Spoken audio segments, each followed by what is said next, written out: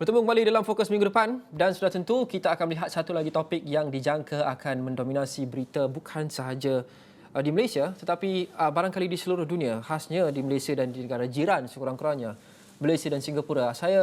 Apa yang saya maksudkan adalah isu dan kontroversi berkenaan dengan Nagendran Dharmalingam, rakyat Malaysia yang sudah berada di death row menunggu hukuman gantung di Singapura sejak lebih 10 tahun yang lepas, dan sejak 10 tahun yang lepas sudah melalui pelbagai proses rayuan untuk cuba diberikan kelonggaran hukuman untuk tidak diberikan hukuman gantung sampai mati mandatori kerana menyeludup masuk kira-kira 42 gram dadah, tak silap saya, ke dalam Singapura. Tetapi beberapa hari lepas kita sudah dapat pengesahan bahawa selepas menghabiskan kesemua saluran rayuan, Nagendran akan dijatuhkan juga hukuman gantung sampai mati, dijadualkan pada 27 April ini. Dan kita lihat setakat ini ramai pihak tempatan dan juga antarabangsa sudah pun merayu dan memberikan pelbagai jenis rayuan dan gesaan kepada kerajaan Singapura untuk tidak mengenakan hukuman gantung kepada Nagendran yang disifatkan sebagai OKU kerana mempunyai IQ yang sangat rendah, iaitu 69. Tapi setakat ini tidak ada sebarang keputusan daripada kerajaan Singapura untuk menangguhkan ataupun untuk memberikan pengampunan dan memberikan hukuman yang lebih ringan. Dan awal hari ini kita saksikan juga ada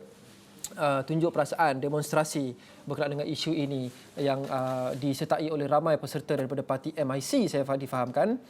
untuk merayu dan menggesa kerajaan Singapura supaya memberikan kelonggaran, meringankan hukuman ke atas Nagendran kerana dia disifatkan sebagai pesakit OKU mental. Dan ramai yang menganggap bahawa untuk menggantung seorang pesakit OKU mental adalah sesuatu yang amat tidak beretika. Rumah Bati Ramaya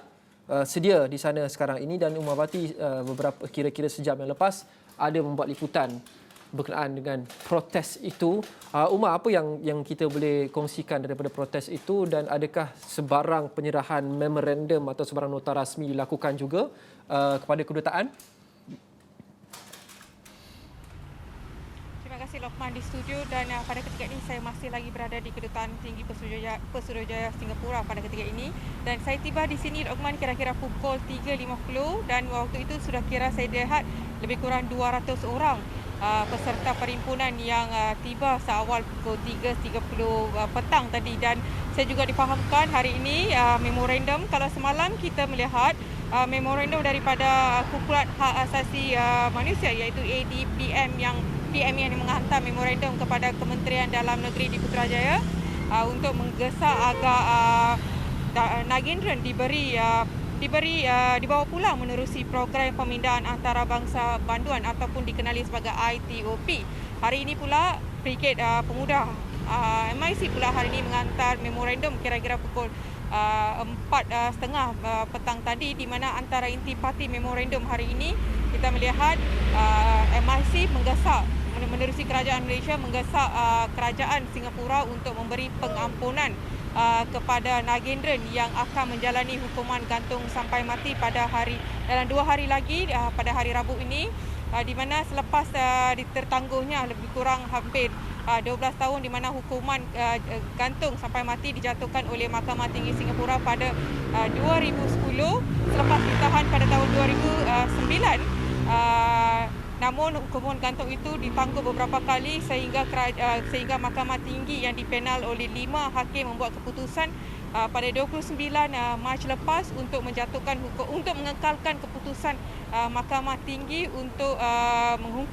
melaksanakan hukuman gantung sampai mati ke atas Nagendran. Dan itu antara yang saya sebut tadi, antara inti parti memorandum hari ini, di mana MIC menggesa Presiden, secara spesifiknya Presiden Singapura, untuk memberi pengampunan kepada Nagendran. Dan selain daripada MIC tadi, saya juga melihat beberapa NGO lain termasuk ADPM, PAN, dan juga beberapa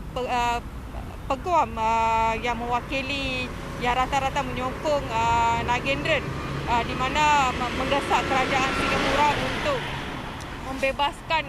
banduan itu yang dikira sebagai OKU dari segi mental kerana mempunyai tahap IQ yang sangat tinggi pada tahap 69. Dan saya juga sebentar tadi sempat untuk bersembang dengan peguam yang mewakili Nagendran sebentar tadi, iaitu N. Surendran, dan apa yang beliau berkongsi kepada saya di mana keluarganya sudah menyerahkan pasukan pembelaan, sudah pun menyerahkan laporan kesihatan yang mengesahkan Nagendran mempunyai tahap IQ yang sangat rendah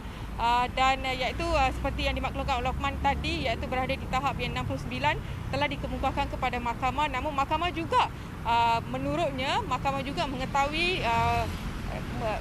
menyedari bahawa banduan itu mempunyai tahap IQ rendah, tapi tidak tahu mungkin perjalanan prosiding mahkamah agak sukar untuk kita komen di sini kerana keputusan telah dibuat oleh mahkamah 5 panel hakim yang bersindang pada 29 Mac lalu dan satu-satunya, dan saya kira meskipun semalam ada kumpulan hak asasi manusia yang meminta banduan itu dikembalikan ke Malaysia melalui program pemindahan antarabangsa banduan, tapi dalam apa yang pembacaan saya yang saya tahu melalui program ini hanya banduan yang akan menjalani proses pemenjaraan akan menjalani paki tempoh penjara di negara asal mereka. Pun begitu, setakat sekarang tidak ada banduan yang ditahan dan dijatuhkan hukuman gantung sampai mati di Malaysia yang dibenarkan untuk menjalani atau dikembalikan ke negara asal buat setakat ini. Itu dalam konteks Malaysia. Dan saya juga difahamkan dalam di bawah program ITOP juga perlu ada mutual understanding di antara kedua-dua negara, di mana kedua-dua program ini perlu dilaksanakan di kedua-dua negara, di mana contohnya kalau kita di Malaysia kita memohon program itu, dan pada masa yang sama negara yang asal banduan itu juga perlu melaksanakan program itu sebenarnya mutual understanding yang perlu ada, ataupun mungkin bukan mutual understanding, mungkin perlu ada program yang hampir sama bagi membolehkan banduan itu dikembalikan ke negara asal. Itu satu. Dan dalam konteks Nagendran ini sendiri, mahkamah, apa yang intipati mahkamah pada 29 Mac lalu yang diboleh saya kongsikan sedikit di sini, di mana mahkamah menolak rayuan yang dikemukakan oleh tertuduh dengan alasan hujah pasukan pembelaan tidak berasas kerana banduan dikatakan masih waras dan mengetahui apa yang dilakukan, dan kita juga sedia maklum di mana seperti mana yang Lokman sebut tadi, di mana Nagendran telah membawa lebih kurang 42.4 gram dada jenis heroin yang diikat di pahanya memasuki laluan Woodlands untuk memasuki Singapura pada tahun 2009 dan ditahan pada ketika itu. Dan Nagendran pada ketika itu adalah berusia 21 tahun, dan cuba bayangkan pada ketika ini beliau berusia 34 tahun, dan jika dilihat pada tahun menghabiskan Nagendran agak menghabiskan lebih kurang 13 tahun di penjara Singapura setakat hari ini, Uthman. Kita lihat dan apa yang saya boleh kongsikan hari ini, apa yang berlaku kira-kira 200. Teruskan, Umar. Dan hari ini dan saya juga melihat slogan-slogan yang dilakukan, di mana hukuman terhadap Nagendran itu disifatkan sebagai pembunuhan, dan itu yang dilemparkan oleh bukan saja saya melihat rakyat tempatan yang hadir hari ini, saya juga melihat kelibat beberapa orang rakyat luar negara yang turut memberi sokongan kepada luahan perasaan rakyat Malaysia hari ini, di mana yang hadir dengan banner-banner yang termasuk bebaskan Nagendran kerana beliau kerana hukuman ke atas Nagendran itu disifatkan sebagai menindas undang-undang antarabangsa yang tidak membenarkan hukuman gantung sampai mati ke atas mana-mana banduan yang telah disahkan sebagai OKU dari segi fizikal ataupun mental sekali, Lokman. Betul yang Umar berikan Ustaz tadi. Kita lihat sudah tentu peserta-peserta demonstrasi ini pergi ke pondok keselamatan di kedutaan Singapura itu. Adakah mereka meminta sesuatu dan adakah mereka diberitahu sesuatu oleh keselamatan yang ada di sana? Mungkin ada mereka